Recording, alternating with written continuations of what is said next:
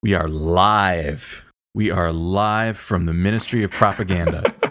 The Ministry of Truth, you mean, right? That's us. Yeah, exactly. That's us. War is us. peace, and embargoes do not cause childhood poverty. Nope.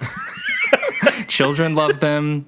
Parents love them. You know, if I wanted a COVID vaccine, I would say, you know, this 62-year embargo, let's give it another few more years. I'd rather just, you know, collapse this regime that has, you know, raised literacy levels and resulted in increased lifespan for my entire island than have a COVID vaccine. Whom amongst us haven't, you know, attempted to, you know, kill people via policy to make a point for 60 some odd years, pervading through, you know, a dozen or so administrations. Whom amongst us? The important thing is it's. I don't know if you saw John Cipher, the CIA guy. Did you see his tweet today where he was like, "No, how can the CIA be bad when Republicans and Democrats approve its policy?" And he's literally a former spook. Like he's like that's definitely MSNBC brain for you, of course, but like his bio says like CIA officer, and his picture is him like in Moscow. Like his profile picture is like him in Moscow, like looking at the Kremlin. Like, so real cool. That's like one of those like that Twitter page is like conservative self owns, where it's just like they're so close to getting it. Like what he described, if he said it in a sarcastic tone, would have been a biting critique. But that's exactly what Sam said, or that's exactly what District Sentinel said on Twitter. Yes.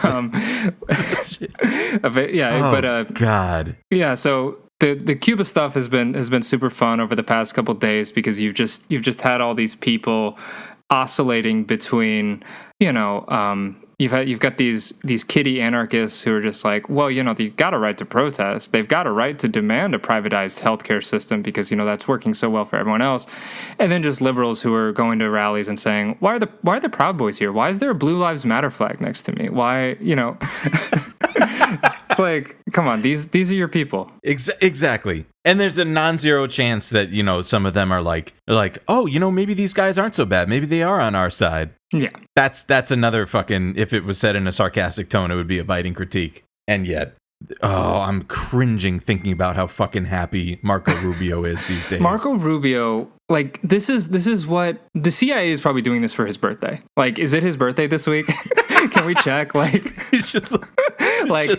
maybe the CIA got its budget cut by like $37 last year, you know, and they're like, ooh, we really need to get our relations on the Hill back up to speed. You know, we can't have that again. So let's give Marco something nice for his birthday. We'll do some protests in Cuba. Pitbull will be there to amplify the protests. Little Marco.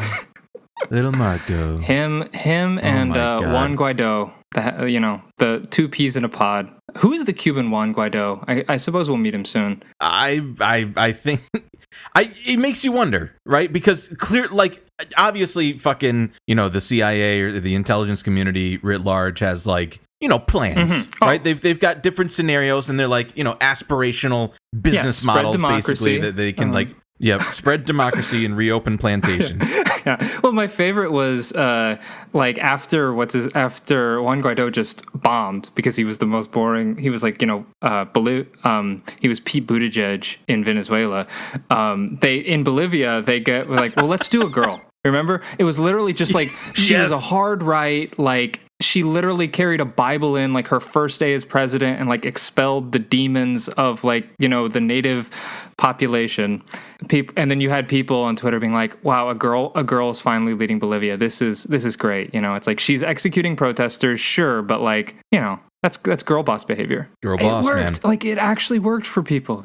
It's amazing. Yes, I was studied in America. I went to the Langley School for Governance. That's funny. I went to the School of the Americas.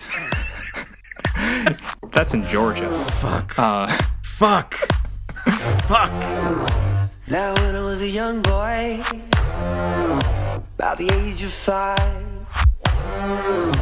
my teachers taught me I could be the greatest man alive. They told me I could change the world, be whatever I wanted to be. There was no one in the world like me. Every one of us was so unique. I'd not be an average man. No, sir, I'd be no average man. So I have those big dreams. Welcome back, everyone, to Eat the Rich. This is a show about our political economy, late-stage capitalism, and the millionaires, billionaires, and multinational corporations hell-bent on staving off his death rattle. I'm Dwight, and today we have a very good friend of the show, and we are super pumped to have him joining us. Welcome, Guy Freire. Glad to be here. Long-time listener, first-time caller. been a fan of the show for ages, but I wanted to call and debate you about who the Giants are going to start at quarterback. But you said, hey, why don't you come on to talk about the political economy instead? Listen, that's we can do a side project or something like that and talk about whatever that was that you were talking. I'm not much of a sports guy, so I'm not sure if you're talking about. Isn't there a football team called the Giants and then a baseball team called the Giants? I specifically chose a New York team for you, but. Shit. But oh well. I think they play in Jersey anyway, so doesn't count. Disqualified. Well, yeah, like I said, super excited to be here. I've been a fan of the show for a long time, but one thing I've noticed is that the show is kind of negative, and the titans of industry that power our economy and our country, they don't really get the credit they deserve on your show. I just wanted to lead. I thought we'd do the vibes a little differently this week by opening up with an inspiring quote. So I'm going to open up with a quote, and I think it's something I try to live by. It's tattooed on my chest and my back. You can never have too many tattoos of quotes. And it says, "I truly believe that stuff does not bring happiness. Family, friends, good health, and the satisfaction that comes from making a positive difference are what really matters." And the guy who said that, he thinks that because he's worth just a mere $4.8 billion. So he's not rich. Like he's not like one of those wealthy guys who's worth $10 billion who's like got 6 private yachts. Wouldn't be. This was said by Shane Shee. I thought Shane was only like 4.2. He's doing good. He took a hit. Those Dogecoin, right? Yeah. So who would have said some fucking boneheaded dumb shit like that, given the fact that he's worth $4 billion? Well, it's not your typical billionaire. Your billionaire that wears a suit. We hate those guys. We hate. Yeah, no. Those guys are nerds. They're losers. I want a billionaire who's like a free spirit, right? One who just like will let his hair grow long and have a disgusting goatee. Just a vile goatee, and when he'll be using it to hide his British teeth. And we're of course talking about Richard Branson. The billionaire that he probably wears sandals to meetings and thinks that I can just see him going into a boardroom where he fires somebody, but he's wearing sandals, and he's like, "But I'm not your boss. Like, I'm just the guy who owns the company. But you are fired." You can see that happening, can't you? That's right. In fairness, like it would be a lot cooler if you were a billionaire and you didn't wear suits, but you wore like Looney Tunes, but like the bad attitude Looney Tunes t-shirts. Remember like in the late 90s, early 2000s, dude. It was all about like, Tweety Bird with an attitude or something like that. No fear shirts. This is basically Wyatt Coke's dream is, Richard Branson is Wyatt Coke in, 45 years. But Richard Branson said that about, how you don't need stuff. Stuff doesn't bring happiness. That's why he sold his private island. That's why, he's not trying to privatize the race to space. That's not for stuff, of course. He said that on a tweet, which was then promptly ratioed by our good golden boy, Jeremy Corbyn, who we know and love. Beautiful. Who said, well, then why don't you pay back the money that you stole from our NHS? And I think, Jezza, if he were here with us today, had he not been so, he should be leading that vile island, but they don't deserve him. It's really true, man. Dwight Rhinoceros, are calling for a complete and total shutdown of the United Kingdom until our country's representatives can figure out what the hell's going on. Could take a while, but, I'm fine with that. Fuck. So, to the listener, obviously you've been fucking inundated with propaganda by, PR machine propaganda for the last 3 weeks, a month or something like that in preparation of the fake news that Richard Branson went into space. The edge of space. The edge of space. He was edging. God, I was trying not to say it. I mean, it's so, fuck. And he did that dumb fucking inspirational quote. Like, he fucking, like, okay, you may have a keen ear for something like this. Like, and can we play a quick clip of it here of what he said when he finally went into space? To all you kids down there, I was once a child with a dream, looking up to the stars. Now I'm an adult in a spaceship with lots of other wonderful adults looking down to our beautiful, beautiful Earth. To the next generation of dreamers, if we can do this, just imagine what you can do. Tell me that wasn't written and he memorized it and that's like what he wanted to say. Like, if I had to like get into his fucking, completely warped mind, it would be to say that like he knew that, history was going to be watching, because we all have to watch it because we're living in the fucking Gilded Age 2.0 and we have to listen to all these fucking insane psychos say these things. So of course he like had this scripted and he wanted to be remembered. Like, he knew that this was going to be written down on his Wikipedia page or whatever. Does that jive with you? Yeah, I mean, it was clearly not a spur of the moment, like off the cuff thing, or I've just seen the grandeur of Earth from space, and like my humanity, my sense of humanity has expanded beyond what I recently thought possible. It was not that. It was, hey, here's what my PR team spent 6 weeks writing. Just like, that's so and I think up, dude. And you can accuse us of being cynical, but the proof of that is in the fact that the intro video, as we discussed earlier, the intro video of him riding his bike into the space launch, 100% fake. So it's like, yes. It was all a project, and it was all designed to inflate the stock, which they then dumped immediately after he sat down, yes! Tapped the rocket, and he might have just like literally thrown shares out of the rocket as it's descending because they were worthless to them. $500 million in shares gone overnight. That's not something you do if you think you're onto something viable. That's so fucked up. So to be clear, they sold their own shares of the stock. Yeah, the stock tanked because word got out that they had sold or were planning to sell $500 million. So people who bought in this whole 3-week build up to, oh my gosh, the decrepit British man is going to space.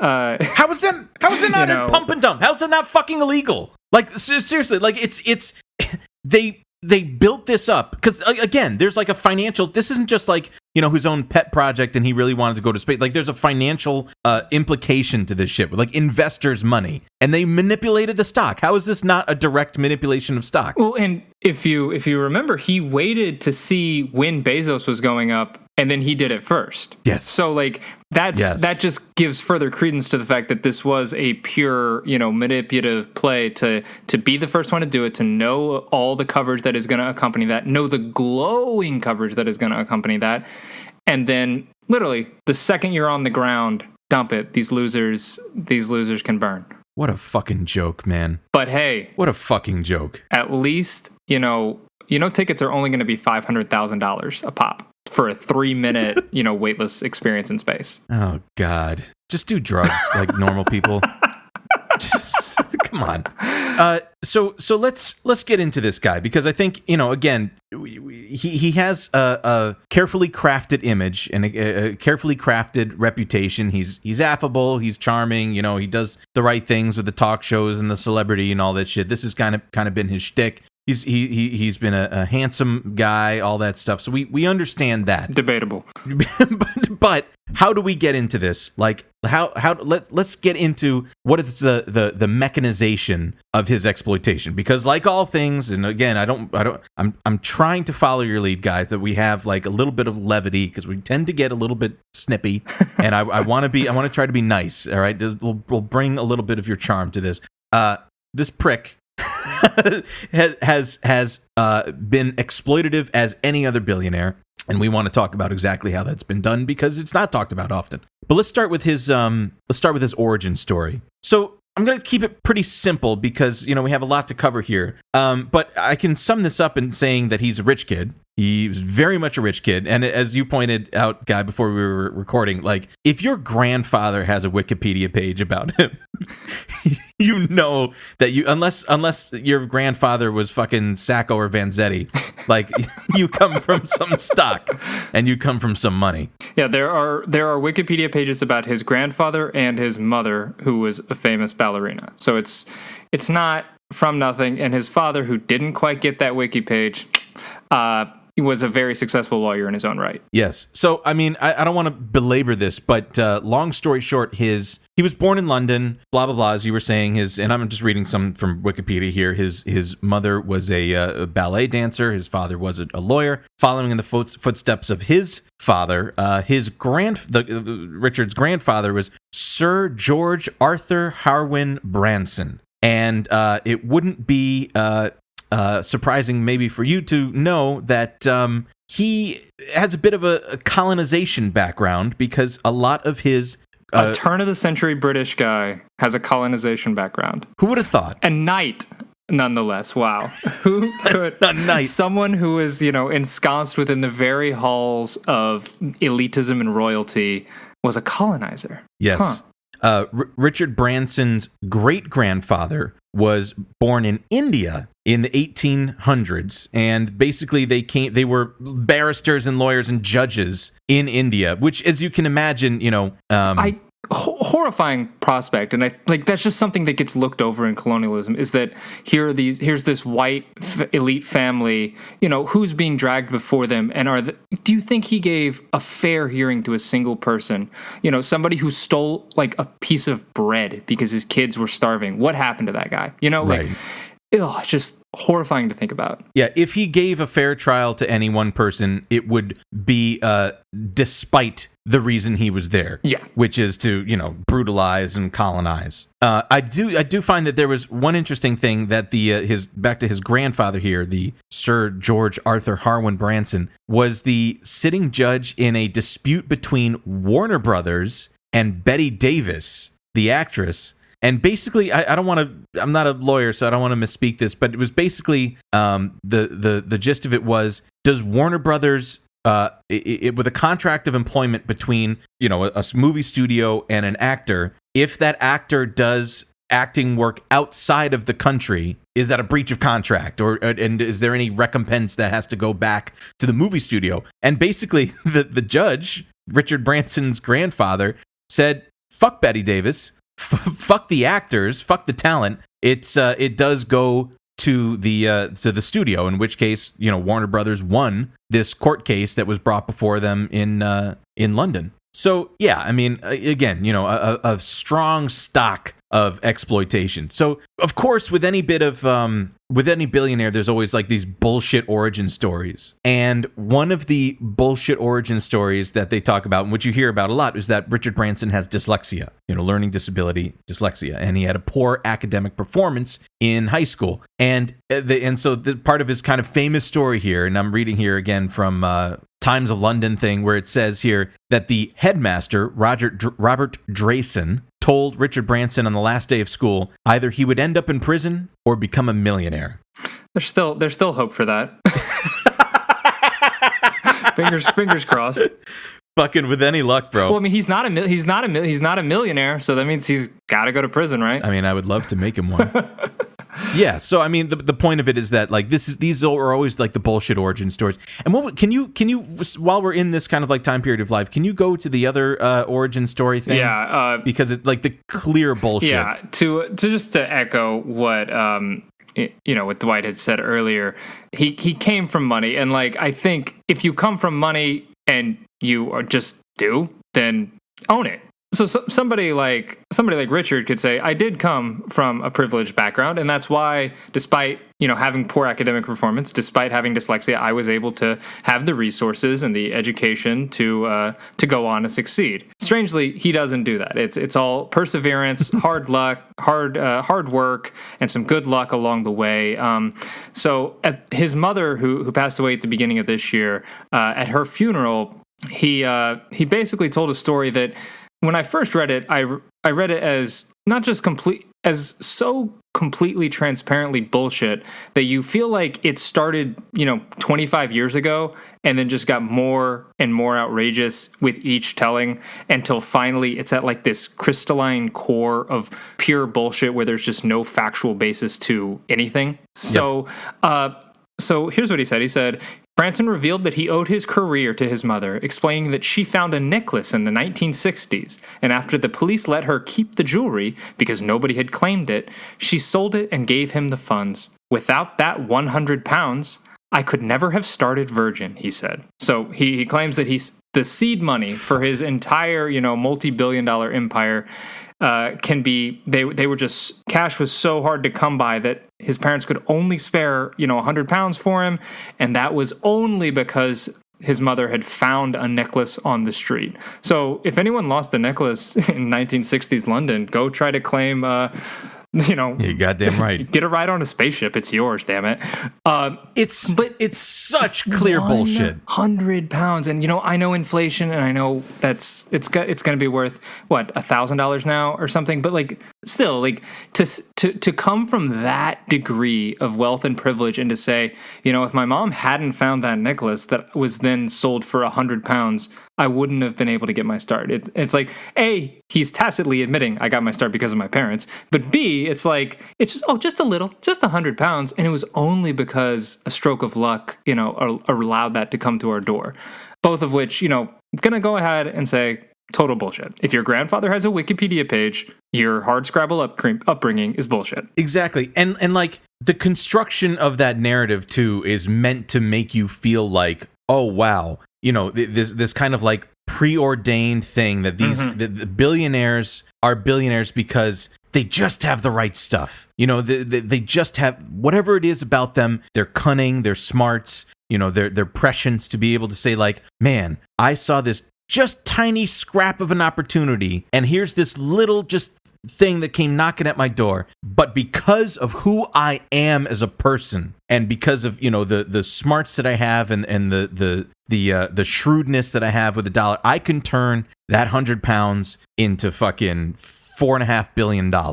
But only I could do it. And if you are smart too, and if you have it what it takes, maybe all you need is just that little stroke of luck to get you to that place. That's the fucking propaganda that we're faced with that story. And I totally agree, and I think that hedges so well with like the worldview that Branson kind of symbolizes for so many people. Is like, you don't need public programs, you don't need to invest in public resources for lots of people. You need smart billionaires guiding it, because these are the people with know-how.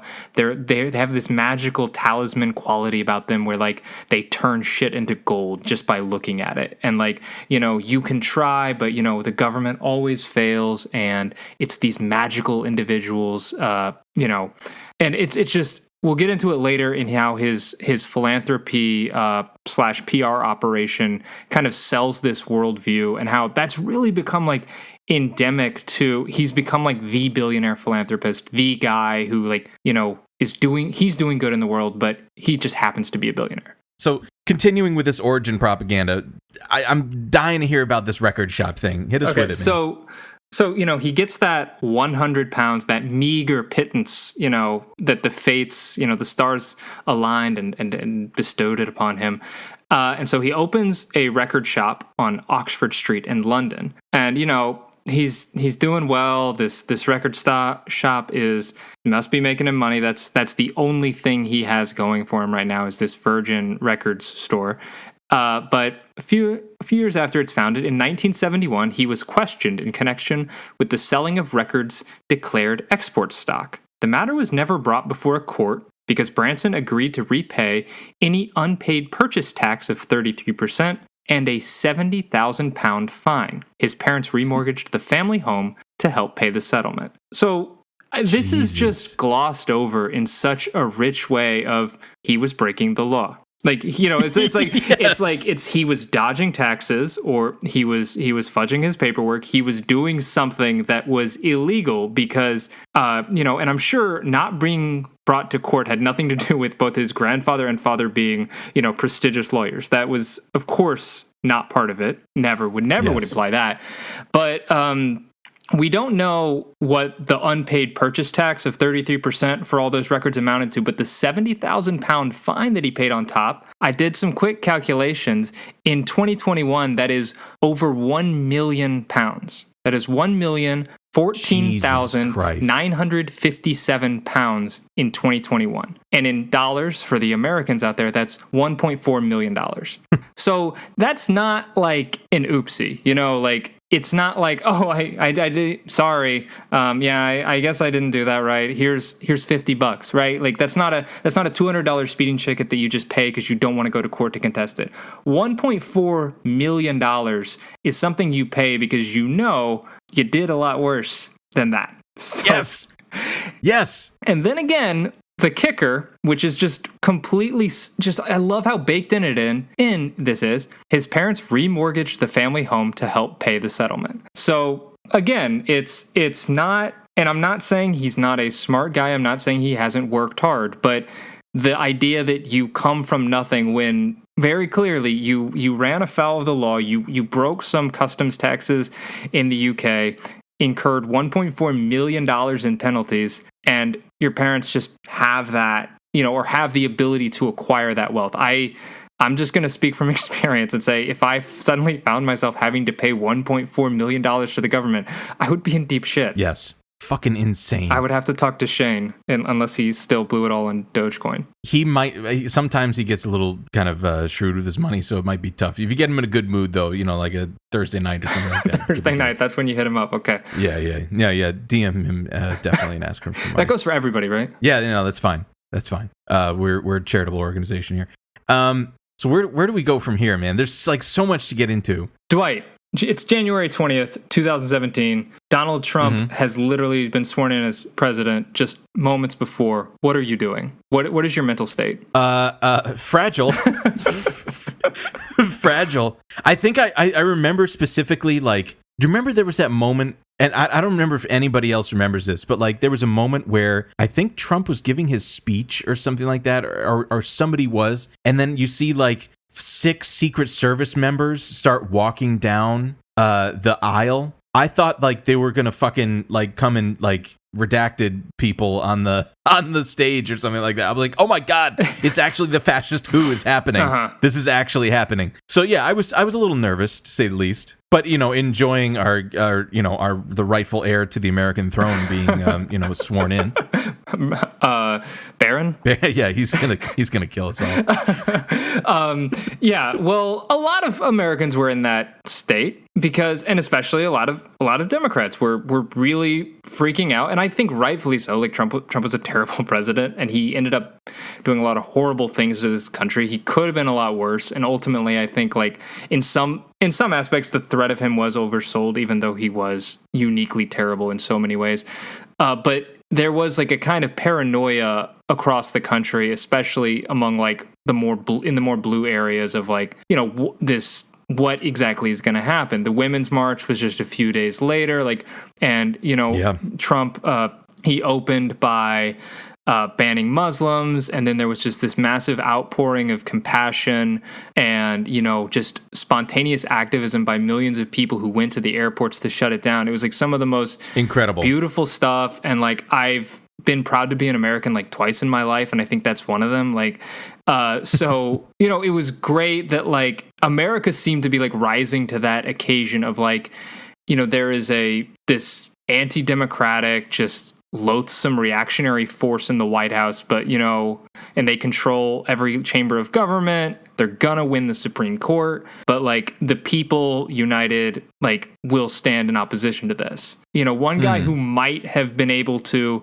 rally opposition, given that he was still incredibly popular, his name was Barack Obama. Have you heard of him? Barack Hussein Obama. Yeah, he's the founder of ISIS, if I remember.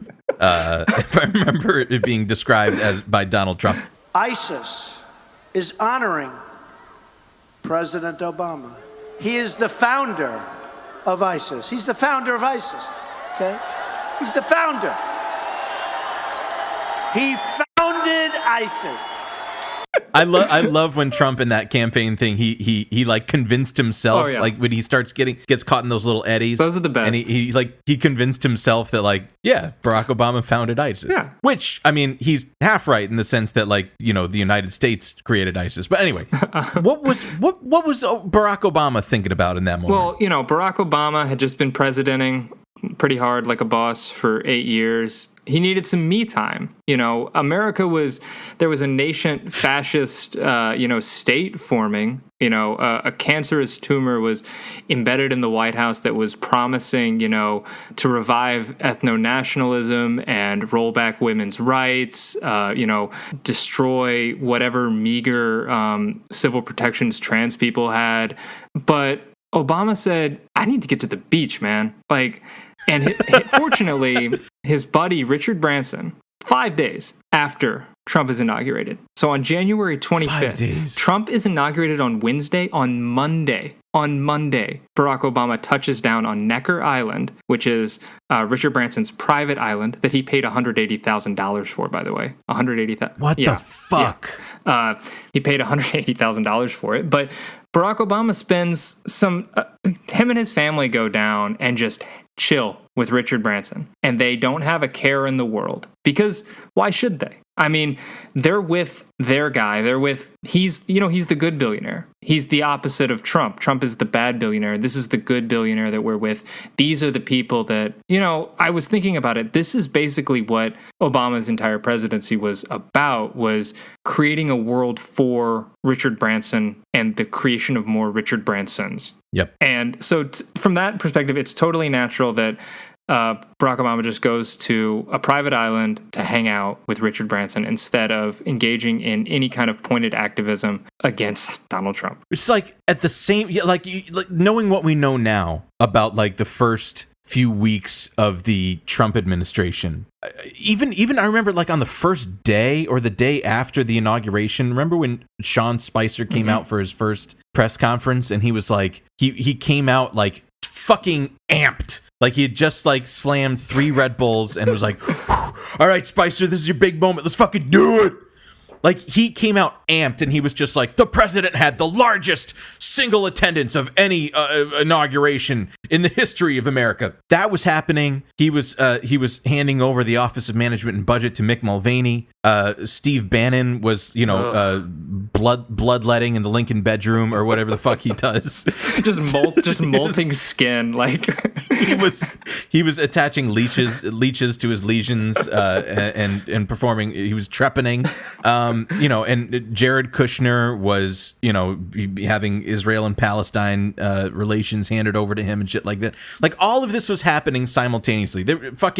I will say this. I will always bring this up, that the one unironically good thing that Trump did in office was to, I think like within the first 3 weeks of being in office, he went to the Pentagon with like all the top brass and called them dopes and babies and losers. Fucking awesome. But anyway, all of this like deconstruction of what teetering ability we have to function as a nation, all this deconstruction is being plotted, in the Trump White House. All the while, Barack Obama, who is, I vacillate between whether or not he's just like a cynical guy that's just like, whatever, I'm gonna get mine, and I'm gonna ride this rocket to the top and fuck everybody else. That's possible. Or he's just like a true believer in like capitalism and the American project, and he's like, hey man, listen, it's similar to Bill Clinton, who also came from no wealth basically, and nothing of note aside from just a family. The system worked for them, and they were able to navigate it. So if I'm able to do it, why isn't everybody else able to do that? Which is like, how could you fucking sleep at night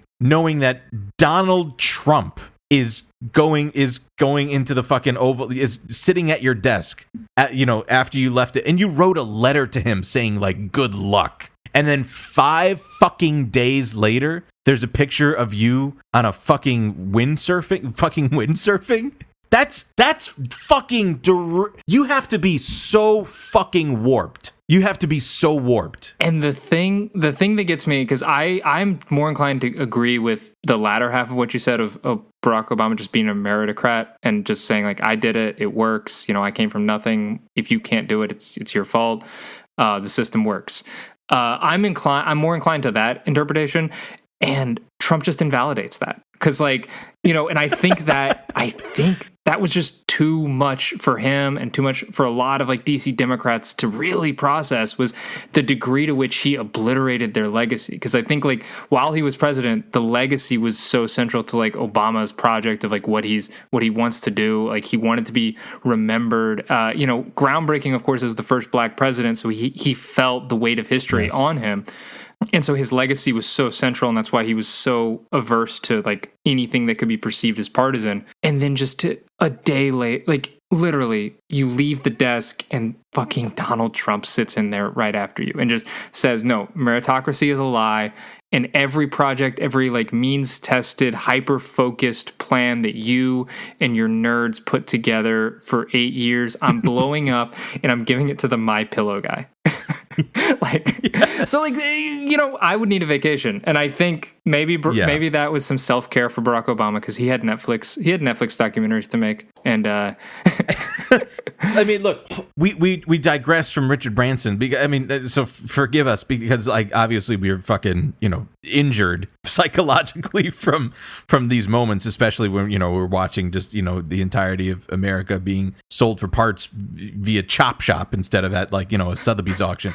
But it's still fucking crazy to me. And also it's a choice. Mm-hmm. It's a choice, because he could have fucked off to Hawaii. Lovely. He could have just gone to Martha's Vineyard, where he has since bought a house, you know, and just spend some time, you know, and hang out in fucking Edgartown, Chilmark, whatever the fuck it is. That's nice. But he chose to spend that time with a fucking British billionaire. Well, that's crazy. Branson talks about how it came about. He said that he and Obama had a private lunch in the White House in between Trump's election and his inauguration. And, you know, he said, it was clear the stress was getting to him. And I said, why don't you come down to my island? And, you know, he tells that as a nice story, but it's like, why are you having a private lunch with a British billionaire? Like, it's just this, like, I think Branson is not uniquely evil. Like, there are I think, like, obviously he's built up in an exploitative system, and I'm not going to ever discount that.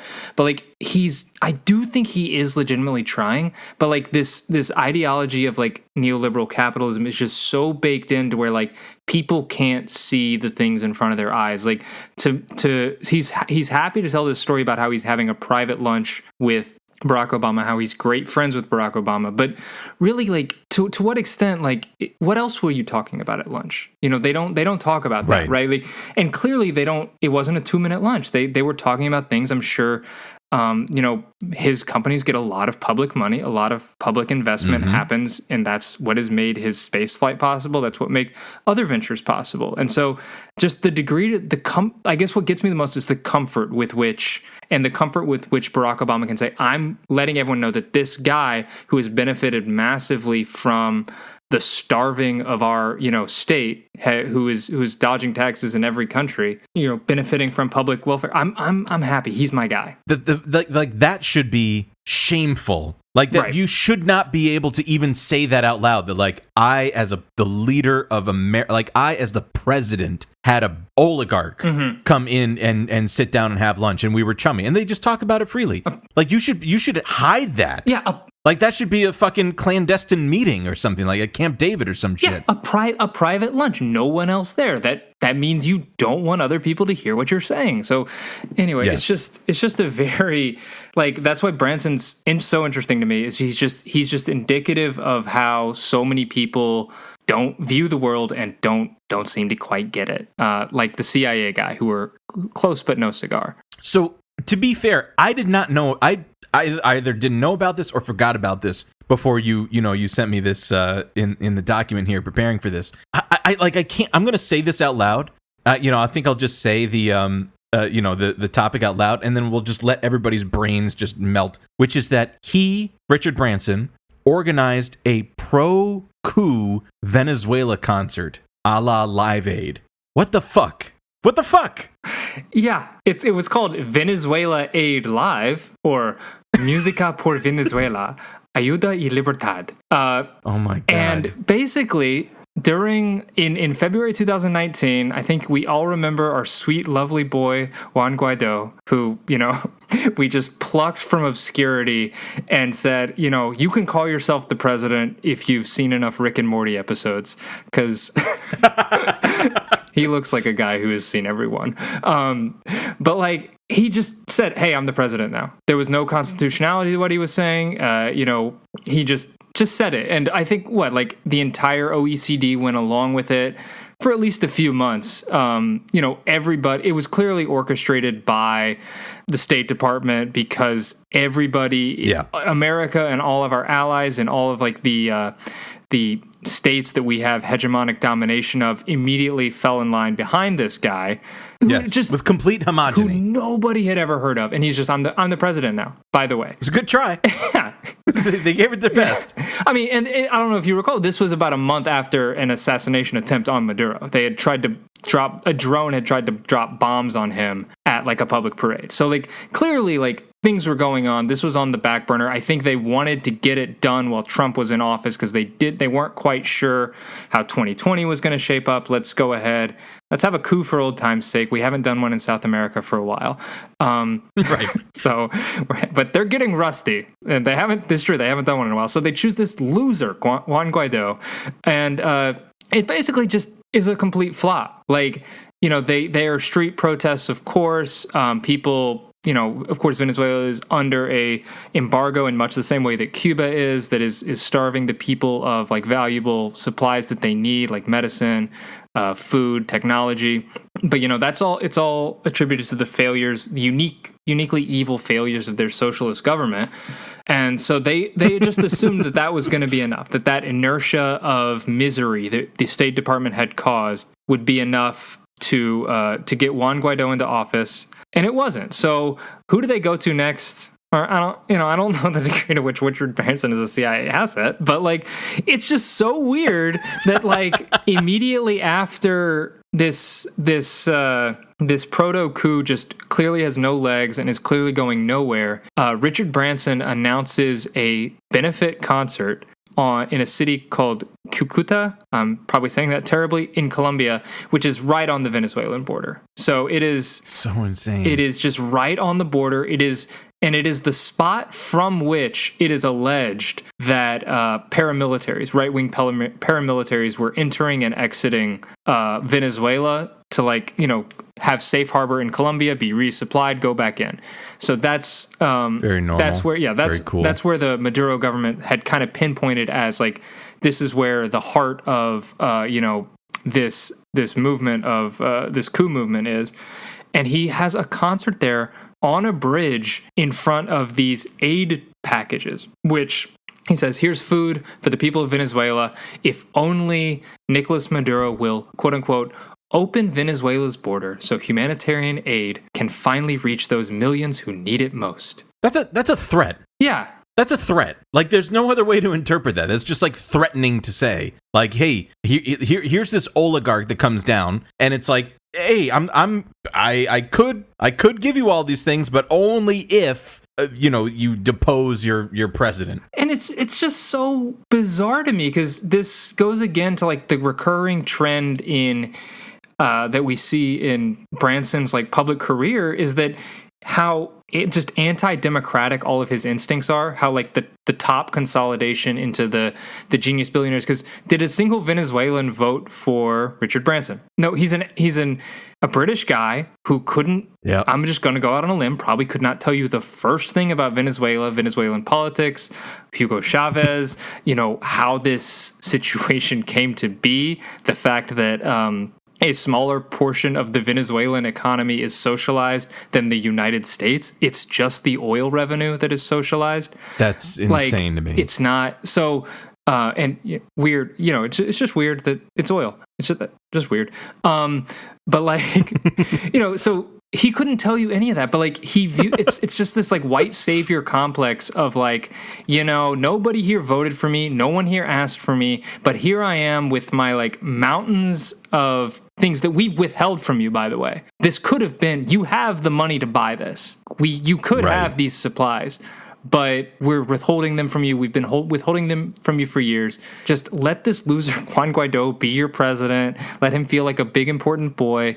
And medicine. Your kid won't go hungry. I don't. As a father, I do not understand trafficking in human misery and holding someone's livelihood like that, or not livelihood, but holding someone's the welfare of like their families. Because if you have a family, you understand you're willing to make sacrifices for them, and you're willing to kind of the kids and the family becomes more important than you. So it's like you could see how that could tug on people's heartstrings, but to just be consciously doing that and to like look at sick kids and say, hey, let the BP have some of that oil. You don't need it all. So anyway, thank you, Richard Branson. Fortunately, it failed massively. Our sweet president, Nicolas Maduro, the number one patron of this show, I think, is that's right. That's right. Yeah. is firmly in power to this day. We're having him on next week. Nice. But I really like the way that you called out the white saviorhood for what it is, because that is exactly what it is, and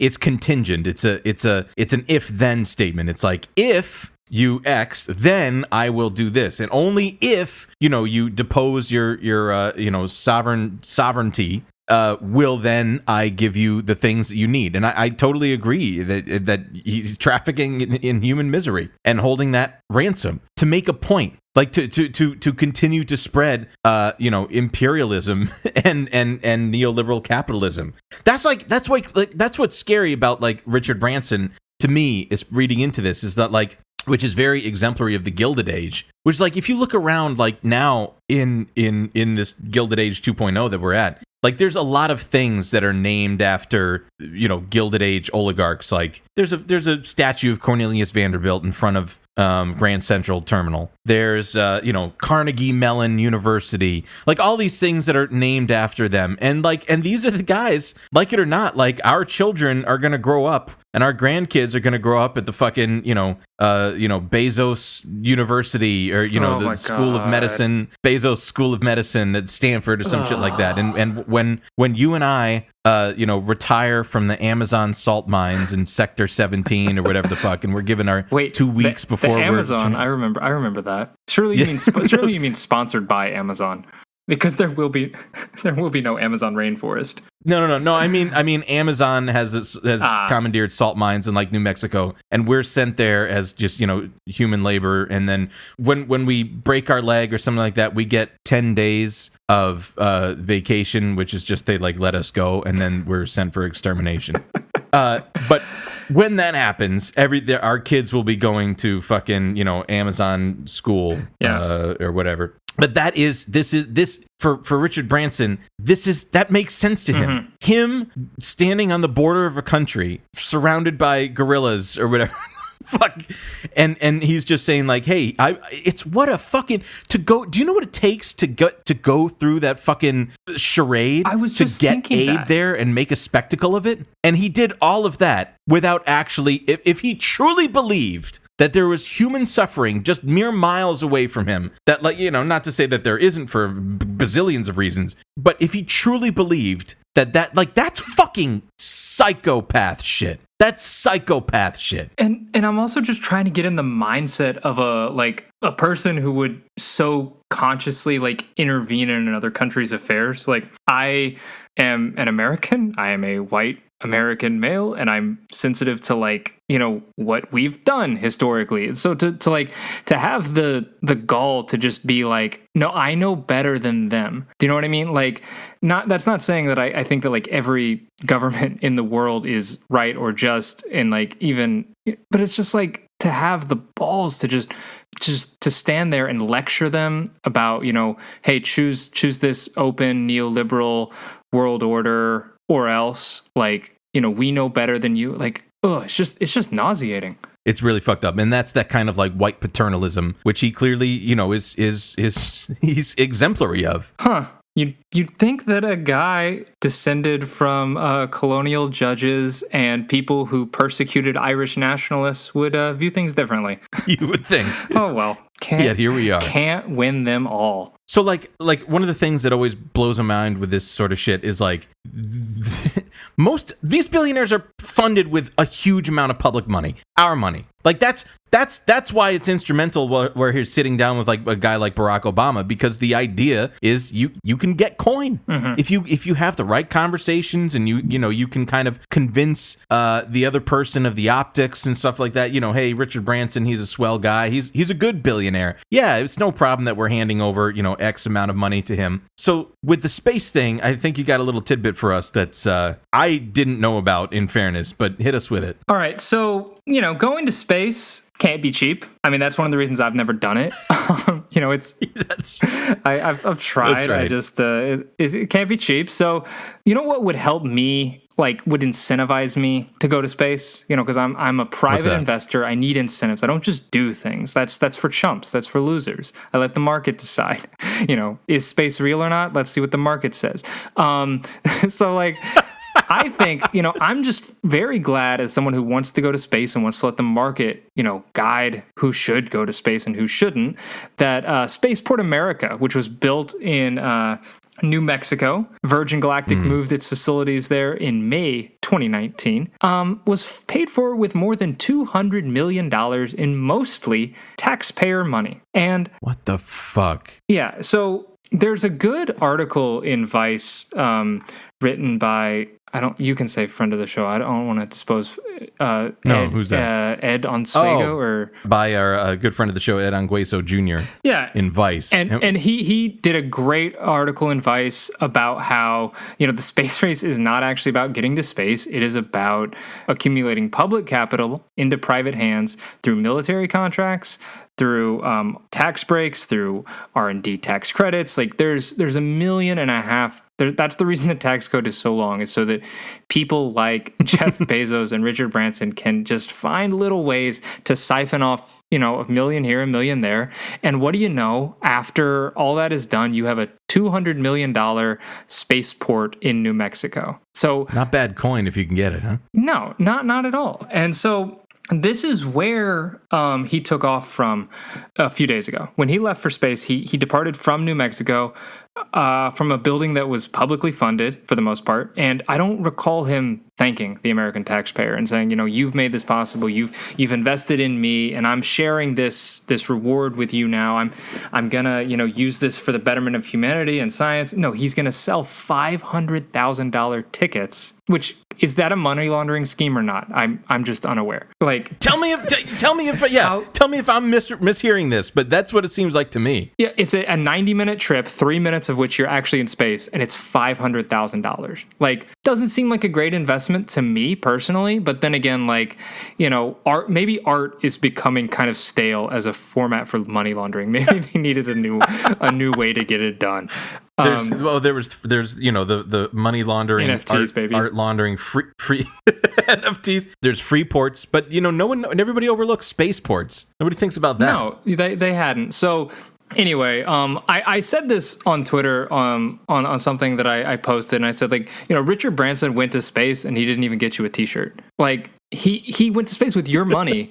You paid for that, and like, I think we paid for it. Like, it just really gets to me, like, just how much, like, the public consciousness of, like, what we as a united political group can accomplish, like what the working class can accomplish. Like in the Soviet Union, there was pride of, like, we went to space, like we trained our astronauts, our scientists, and like, a country that was, had trouble, like didn't have tractors, in 1917 was the first country to send a guy into space. And there was like enormous civic pride for that. And I think even in America, like when we were still living in like the New Deal era, there was a lot of civic pride for we sent a guy to the moon, right? And rightfully so. Like that's a testament to like what happens when you pool resources and you can really break those bounds and explore.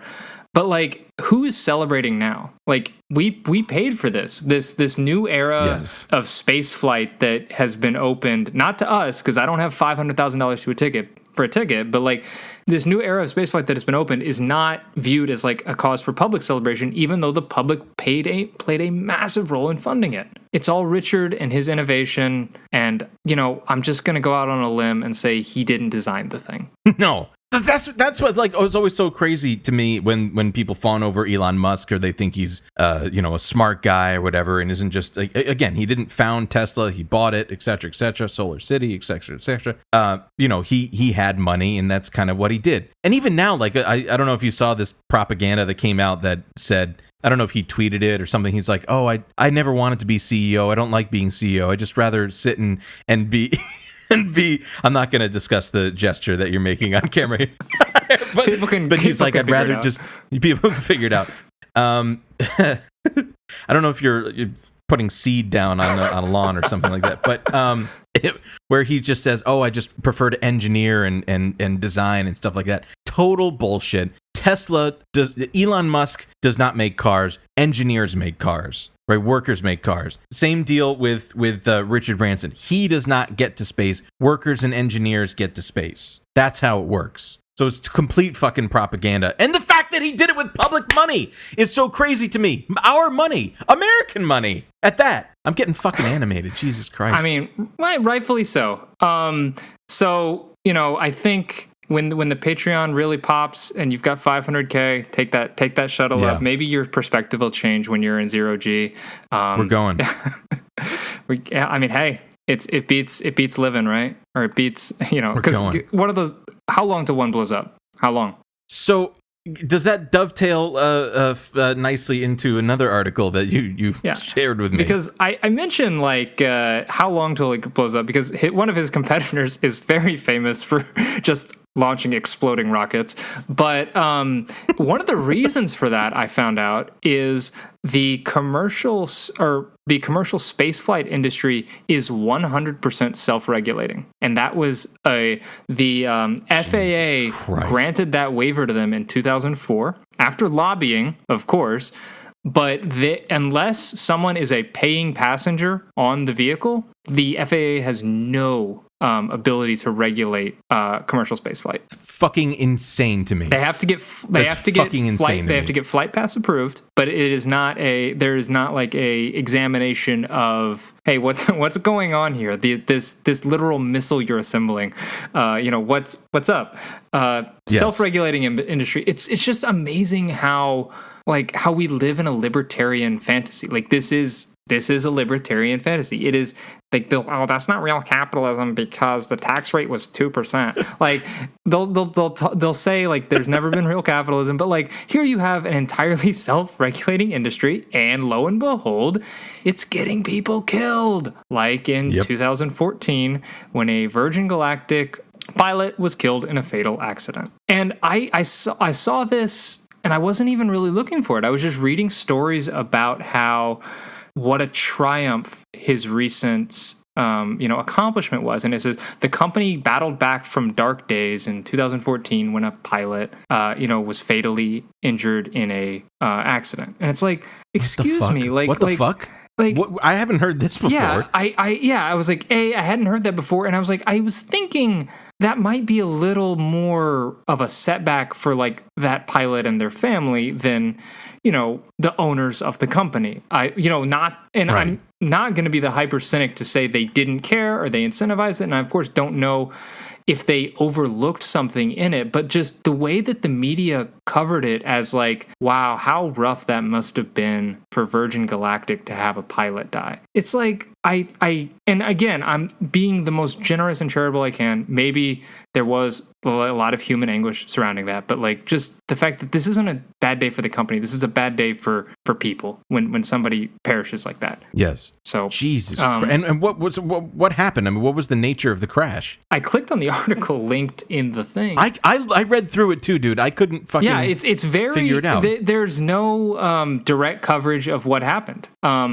It's insane to me. Yeah, and the closest I can find is a 2018 article on CNN Business which says Virgin Galactic bounces back from tragedy with big plans for future. And again, it's positioned as like a company making a U-turn and not like, a mea culpa of, somebody who walked this earth is no longer here because of a mistake that was made or an oversight, or, you know, it's just that CNN business mindset, baby, of like, this is dollars and cents. What does this do for your pocketbook? How's this affecting your portfolio?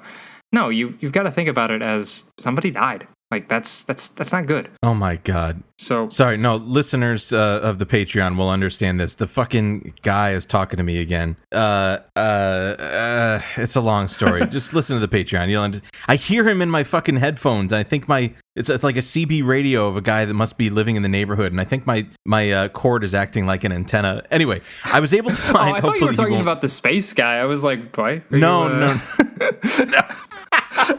No, it's crazy, but not that crazy. I thought I thought it was like Miss Cleo situation. So I found an article about this from Spaceflight Now, and it says basically here, which is interesting, one of the two pilots died in the crash. The other one, it survived.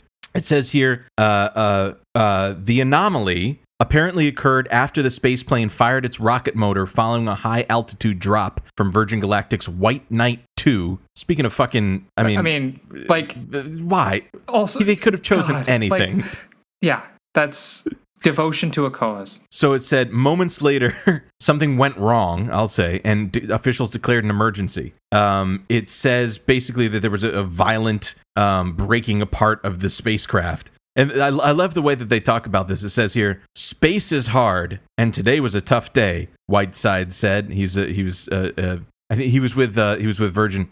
He said, we are going to support the investigation as we figure out what happened today, and we're going to get through it. The future rests in many ways on hard days like this, but we believe we owe it to the folks who are flying ththese vehicles, as well as the folks who have been working so hard on them to understand this and move forward, which is what we'll do. Fucking crazy to me. Again, I had no idea about this, but yeah, and I'm looking at pictures of this, and it's just like, we're looking at pictures of it just fucking breaking apart and like flaming out. Oh boy, it's crazy. Well, something went wrong. Something happened. I would like to hear you do the charity stuff. I think that's just too rich to not do. Yeah, it's just so his charity work. Obviously, this is a big thing of him as an individual, and I think he very much perpetuates the billionaire savior mentality and all that stuff. And it's really weird. The way that he frames it is just like, I really think he views himself as this exemplary white savior thing. So there was something that, an article that came out from the Independent, the UK publication, The Independent, and from 2004, where he talks about the creation of Virgin Unite, which is his charitable arm. And just the way that he talks about it is really weird here. And there's a quote from this. I don't want to belabor it because blah, blah, blah. You know, billionaires, when they fund their charities, what they're really doing is perpetuating their business or doing marketing basically for their business tax-free is really what this is. I mean, and also, you know, changing their fucking obituary to say philanthropist instead of saying, you know, horrific, exploitative, you know, prick or whatever. King Leopold II, philanthropist. Exactly. And so I'm reading this here, and it's actually quite explicit about this. It says, but now he's looking for something different, a new challenge against which to pit his entrepreneurial wit and flair for self-publicity. It's called Virgin Unite, Branson's version of the Bill Gates Foundation. Oh, buddy. Yeah, just wait a little while, see how that one goes.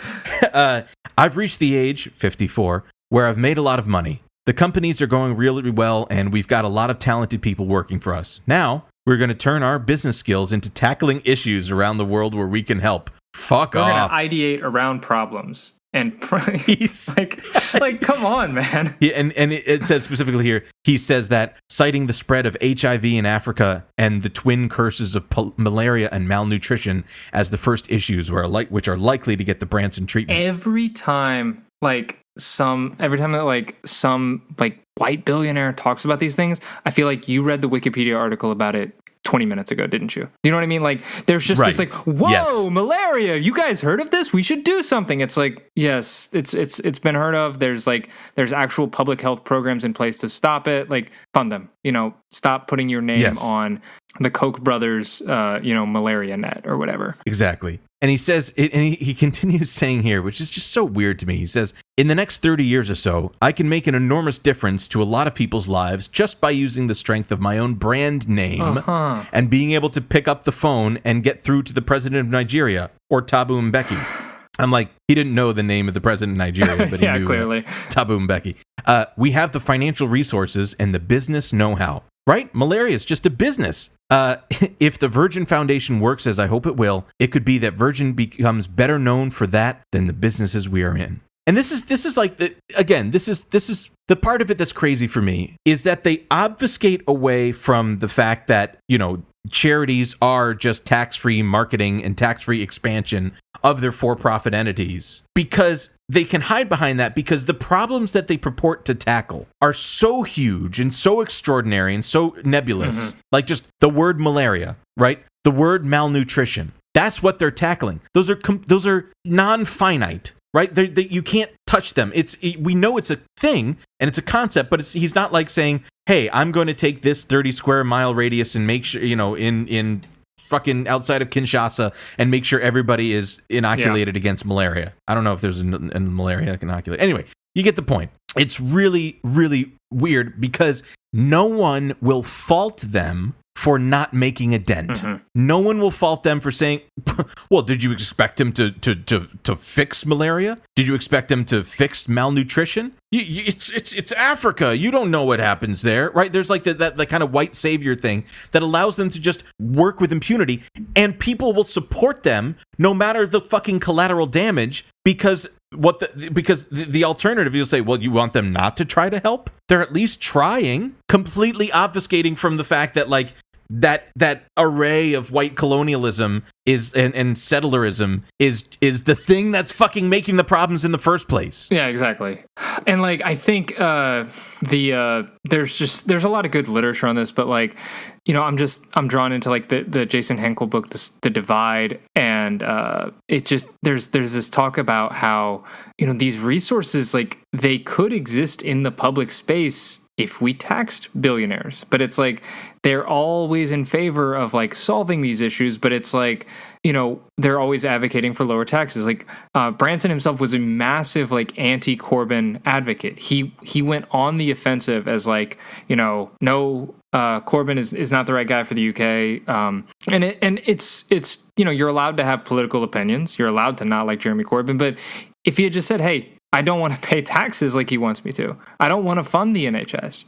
I want to be able to decide who lives and who dies. What medical, you know, malaria in Africa has struck my fancy, you know, so that's what gets treated. But like the public should not be able to decide how best to spend adequate resources that they might possess and like democratically, you know, develop problem-solving mechanisms that lead to a decommoditization of healthcare and therefore, like, you know, solving these issues at a systemic level. It's like, no, this one symptom, I'm struck by it, and that's what I'll devote time, energy, and money to. Exactly. No, that's fucking crazy to me. And so, and this continues, right? I mean, his charity, like that's his whole thing. But again, what did he do? He used that momentum and he went to the border of Venezuela and Colombia, and he just like, you know, it's like the equivalent of fucking Trump going down to Puerto Rico after Hurricane Maria and just like hucking fucking paper towels at people's heads. like laundering that reputation as a philanthropist first, billionaire second, as like, no, I'm here for the people of Venezuela. Like, who knows what oil stocks might do for me, but like, you know, I'm here for the people of Venezuela. And I think like if you look, like he's tried to position himself as a philanthropist in a lot of different ways. One of the unique ways that he's really tried to get in front of a very serious issue is he's tried to like, another campaign he's taken on is like a fight to end slavery. You know, he wrote a very well publicized blog about how slavery still exists. It's a problem. We need to be strong throughout our value chain in rooting it out. And I don't quite have the Google skills you do, so I wasn't able to find out exactly, you know, what every single supplier is happening along the chain. But I did find an interesting article about how he has invested significant amounts of money in a Saudi tourism project, which is... The fuck? Yeah, which is being constructed by kafala labor. I don't know if everyone's familiar the name could follow labor, but you're familiar with the practice, and that is when it's how the stadiums were built in Dubai. It's when they import massive amounts of South Asian people from the Indian subcontinent, take their passports, hold them in squalor, work many of them to death, and after the term of your contract is up, you're allowed to leave. You're allowed to have your passport back. You're allowed to go. He has invested heavily in a project to develop 50 islands over a 34,000 square mile stretch of Red Sea that is supposed to bring tourism to Saudi Arabia and is being constructed in that exact same labor system, the one he decries in his blog posts. At the same time, he's supposedly trying to stop slavery. He's doing it. It's it's like that thing of like you take the you use a different name, and you don't call it slavery, and they are paid. They just can't leave, and they just maybe get beaten sometimes when they don't work hard enough.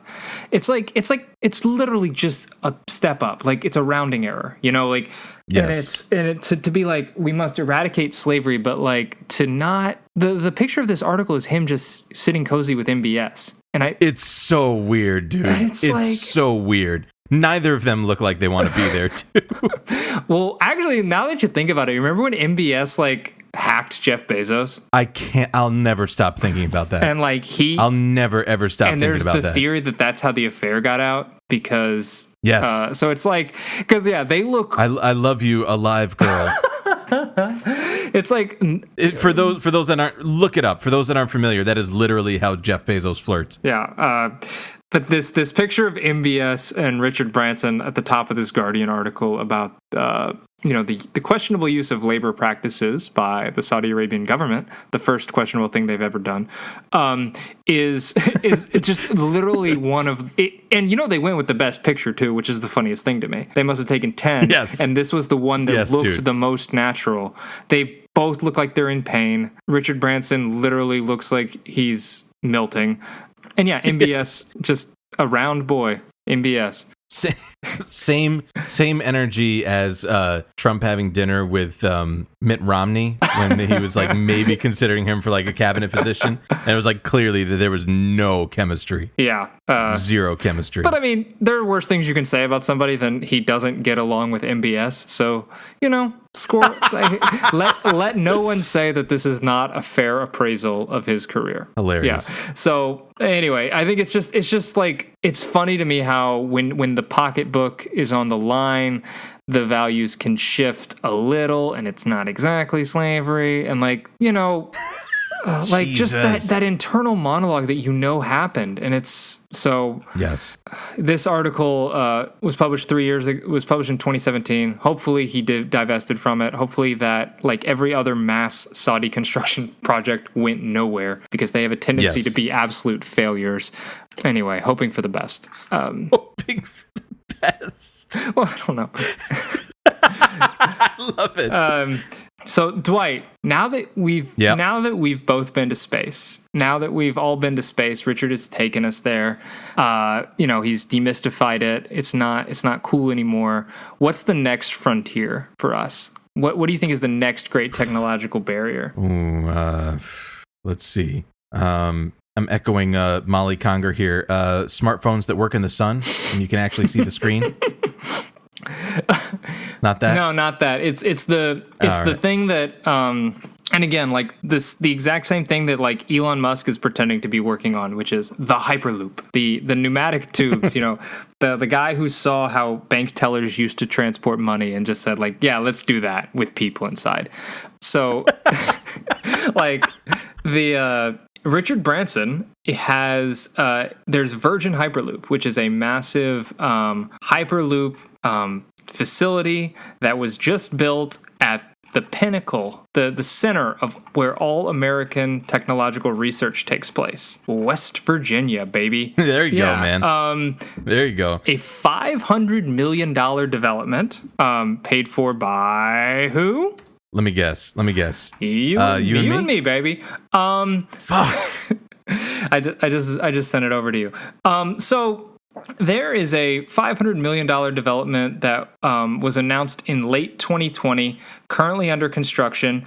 It was introduced by Richard Branson, John Chambers, the West Virginia native and former chairman of Cisco Systems, who we know and love, as well as Secretary of Transportation Elaine Chao and Governor Jim Justice. And I think that's just like, it's the perfect, like, it gets better, baby. But basically, it's a $500 million investment in kind of like, it's 3 hours from D.C., it's in the middle of nowhere. It's right next to a wildlife refuge because why not? And it's a facility to build a technology that nobody is sure can work. Nobody is sure what it will do. But is $500 million really too much to spend on something like that? Who's to say? I mean, we all need the Hyperloop. Everybody's baying. The baying masses are in the street saying, please put me in a tube and hurtle me at 150 miles an hour towards something. Because I need to go from fucking Tyson's Corner to Alexandria in 90 seconds or whatever. So I think like it's shaping up to be just one of those classic projects where publicly funded, but the benefits are reaped privately. We've seen it a million times, and there's like $500 million. There's nothing really spectacular about that. But the reason I bring this up, and the reason buried at the bottom of that last article I shared, is one of the developers spearheading the project on the ground in West Virginia is Kelsey Kirby, the project development lead and Joe Manchin's granddaughter. No. So that's why it's happening in West Virginia. What the So what the fuck? What the fuck? Yes. What the fuck, dude? Yes. Fuck! Like this is I think if I'm not mistaken, like I think I remember this, and if it's ahistorical, then DM Chris to fix this. But I think I remember that the reason that NASA is in like Houston is because at the time the chairman of the appropriations committee was a congressman of that district, and he's like, hell, I'm gonna bring some jobs down here, and that's why they put it there. Because like theoretically, I would think that you would want to put it near the launch site in fucking Florida, right? But who am I? But no, it's, of course. So we do dumb shit like this all the time. However, of course, it fucking makes sense that the granddaughter of noted Republican Joe Manchin would fucking be involved in this bullshit. God damn it! God damn it! And that it's. I'm on her LinkedIn. I'm going to. I have a catfish LinkedIn account, and I'm going to try to connect with her on it. And that to me was literally just like where this whole thing kind of coalesced, because I'm like, obviously when you build a high-tech research facility, a $500 million facility in West Virginia, Joe Manchin, clearly his fingerprints are all over it. He traded it for some, he voted like a Democrat one day, and we had to give him $500 million. Exactly. And it's like, and it's they're very clear, but it's like, it's just that it's really like just so many threads coming together of like why the Democrats tolerate Manchin, how big business exploits the toothlessness of the Democratic Party, and how willing like we are to just give public resources over to private hands for their own personal gain. And then how just 1% of 1% of 1%, which is still a shit ton of money, however much Kelsey Kirby is taking home from this, you cut the family in to just tie up all the loose ends. You and I pay for it. The billionaire reaps enormous percentage of it, and lo and behold, like the failed granddaughter of a senator gets cut in on the deal, and everybody wins. Fuck, I hate it so much, dude. So that's the Hyperloop. I hate it so Joe Manchin, like in one of our first episodes, we did it on.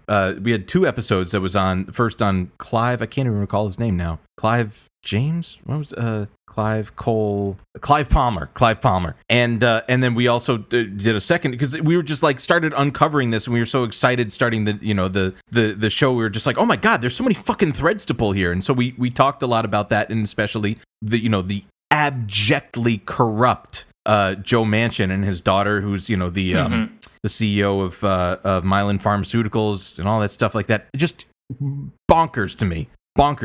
And here he is again with his fucking tentacles everywhere. Sick. Yeah. And again, like, this is our money. You wonder, he gets fucking $500 million for this. You wonder where does his money come from? He's worth almost $5 billion.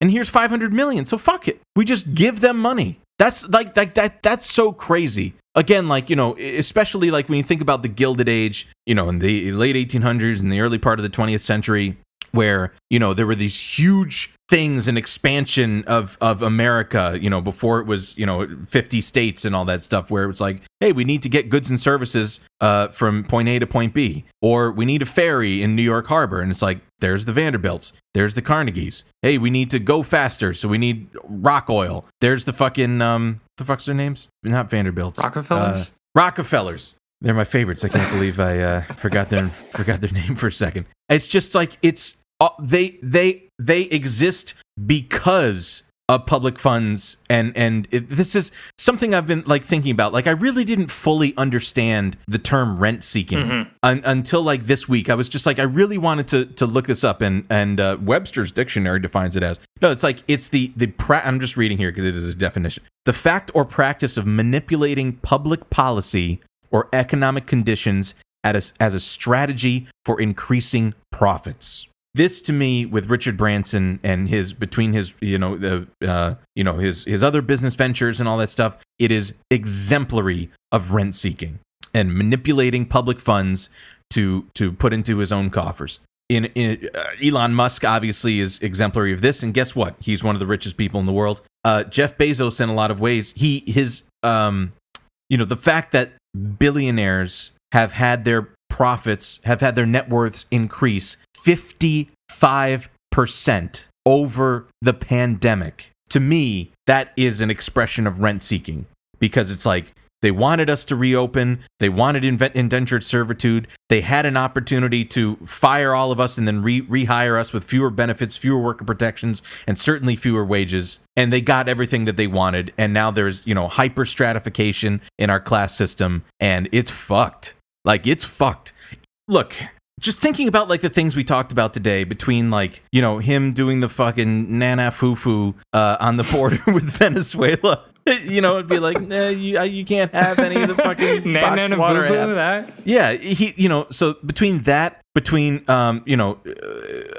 space pilots dying for his giggles, between him doing actual slavery in proposing to do actual slavery in Saudi Arabia. And the thing that kills me too, man, aside from like, you know, the white saviorhood, is just like, it's our fucking money. It's our money. And it's so clearly a fucking like manipulation. Like, the rent seeking shit is insane to me. It's our money, and it's being given to one of the world's most famous assholes. Again, like, I don't mean asshole like he's like mean spirited, because clearly he like, his affect is, you know, very affable, whatever, and that's nice, whatever. But like, he is a classical asshole. Like, he's taking our money and laughing in our face about it, like, and living his best life. What a joke. And the top, I didn't even fucking get to. Sorry. I didn't even like get to the point of him allegedly motorboating a woman on his island. And I'm just gonna. I'm sorry. I just have to like throw this in. This is from the Telegraph from 2017. It said, Sir Richard Branson says he has no recollection of an allegedly inappropriate incident involving one of Joss Stone's backing singers during a party on his private Caribbean island. The Virgin magnate was accused by Antonia Janae of putting his head between her cleavage and making boat engine noises. I love how a journalist has to like explain this. After inviting her to Necker Island, it says here, Miss Janae, 44 years old, told The Sun that the alleged incident happened totally out of the blue, and that she was shocked by it, and his behavior is disgusting. I mean, that's fucked up. This is sick. This is sick. And especially to like, you know, a backing singer in a group that's like being hired to be there. Like, you know, that is sick. A black woman, no less. I mean, that's what okay. We're trying to keep it above board here. Nothing redacted. Blah blah blah blah blah. But this is. I mean, that just really fucking kills me. Yeah, look, I'm sorry. It continues here now. It says, Miss Janae, a mother of two who lives in Lauderdale Lakes, Florida, said she was speaking out now following the sex harassment scandal that engulfed Hollywood. Again, you know, Me Too and etc. She said he went and just walked away. It was surreal, totally out of the blue. Joss and I were like, what the hell was that? Everyone was wondering why I wasn't angry, because I'm usually his firebrand, but I was just too shocked. That's sexual harassment That's sexual assault. Yeah, that's taking away the sovereignty of a woman's body. That's sexual assault. And what? And he still gets to fucking hang out with fucking... Oh, Jesus Christ. well, you know what they say. When was the last time somebody who had their own island was problematic? I mean, No. Fuck. Oh God. like let's sink every privately held island. That's what I'm running on in 2024. Yes. You know, that we have enough nukes. We we have too many of them, but there are also too many private islands throughout the Bahamas. Who knows what godforsaken things are happening there? Sink them all under the current. Yeah, 100%. 100%. Fuck this, dude. Fuck this. If again, we had a good friend of the show, Elron Mexico, on last week, and I can't stop thinking about his phrase, "We deserve better enemies." This is what a fucking joke. Ugh. And the thing about Branson, I guess, just to kind of bring it home, is that I think what makes him unique is that he's the democratic. I mean, obviously he's British, but like he's the democratic billionaire. He's what I think a lot of Democrats would use to like justify the status quo of like, oh, listen, there's inequality and like a lot of wealth is being shifted upwards. But there are so many good people at the top who are doing great things with that money. Like that's why Obama is best friends with him. That's why Obama feels comfortable having private lunches with him, going to his island. Is because it's like he builds the world for these people and like justifies their existence post hoc. And so it's like your textbook resistance Democrat who I spend too many hours with fighting on Twitter would say like, oh yeah, like the Koch brother is bad, and like the whoever Peter Thiel and like all those like lizards are bad people, but like they would then look at Richard Branson and be like, see, but like you can't be too cynical. They're not all bad people. Deep down, we're all just people, and it's not wealth. It's who you are as a person. And so it's like we just clearly those are maybe worse people, maybe not, but like. You've just got to shatter that illusion. And I think that's something important that this show can do is taking that apart. That's very kind of you to say. I will pass pass that compliment along to Shane and Carrie and Chris, even though they're at Camp David and couldn't join us for this one. They're at a summit. Oh yeah, I mean like the MK Ultra stuff wears off after a few months, so they got to go back and get it like you got to re-up. Yeah. You got to re-up. Yeah. Man. Guy Freire. I mean, what an honor to have you on, man. I really appreciate you joining and coming as a pinch hitter. What is it? What's that? Sports pinch hitter. Pinch hitter. You're good. You came in when we needed you. Is what I'm trying to say. God, fuck. I gotta really learn more about sports. Anyway, really appreciate you coming on to talk about this prick, man. Honestly, like again, we're all victims of capitalism. We're all victims of propaganda. But I had no idea that it was this fucking insidious with this guy. So thank you again for coming on. Happy to do it. I don't think I need to tell people where to find me because if you listen to the show, you probably already know who I am. So no worries. for those that don't, where can they find you on Twitter? Just on the Twitter at Guy Freire at Guy underscore ampersand. What is it? It's an underscore Freire Freire. Yes. And yeah, cool. Rock and roll. Much appreciated, man. Happy to do it. All right, folks. Till next time, stay cool. Yeah. Rags, riches, Richard Branson need an 8-bed mansion. Beautiful girls like Marilyn Monroe, no, I'm not that handsome. Stats get bitches, that's a given. All of my bars are random. I provide all the middle class anthems. In the scene they call me the Phantom. Rags, riches, Richard Branson need an 8-bed mansion. Beautiful girls like Marilyn Monroe, no, I'm not that handsome. Stats get bitches, that's a given. All of my bars are random. I provide all the middle class anthems. In a scene they call me the Phantom. Pay me for my show, that's a ransom. Fucking it up with peace. Beats are pure, like my zoo. It's a shame I quit acting. 1 bill for 2 years of grinding. How the fuck did that shit happen? I do it for the love and